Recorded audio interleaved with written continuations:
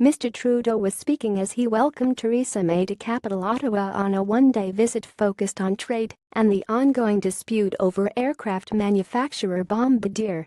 Mrs. May's visit comes ahead of a new trade deal between the EU and Canada coming into effect on Thursday, eliminating 98% of Canadian import duties in what Downing Street describes as a significant boon for UK exporters. But when Britain leaves the EU, it will fall out of the Comprehensive Economic and Trade Agreement (CETA), which was championed by the UK and took 7 years to negotiate.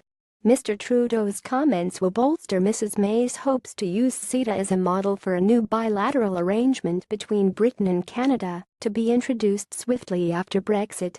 The Canadian Premier said he was excited about the prospect of deepening the trading relationship with the UK through CETA.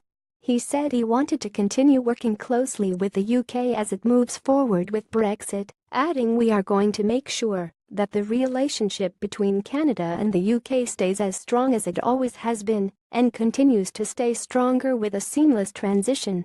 The PM and Mr. Trudeau are expected to agree the establishment of a joint working group to prepare the ground for a bilateral deal based on CETA to be signed soon after Brexit.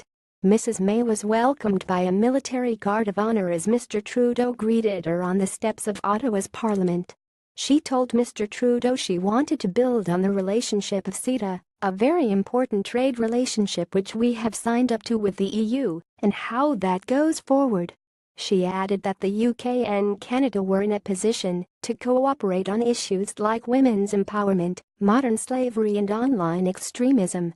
Mrs. May's first visit to Canada comes a week before an expected ruling from U.S. trade authorities on allegations by Boeing that Bombardier has been dumping its X-series jets on the U.S. market.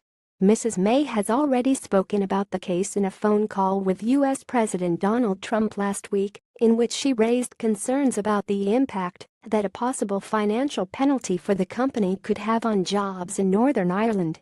Bombardier is Northern Ireland's largest manufacturing employer, and Mrs. May is understood to have been pressed to take action by DUP leader Arlene Foster, whose 10 MPs are propping up the minority Conservative administration in the House of Commons.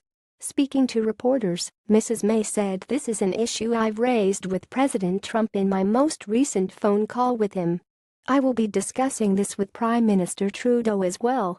I'm very clear of the potential impact that this could have on jobs in Northern Ireland, and I will be doing all I can to ensure we can see a resolution to this dispute because I want to see these jobs protected.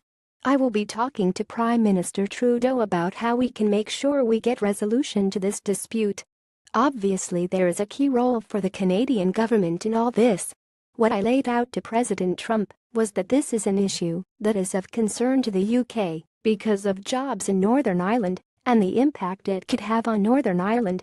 The row involves a 2016 order from U.S. airline Delta for up to 125 X-series planes.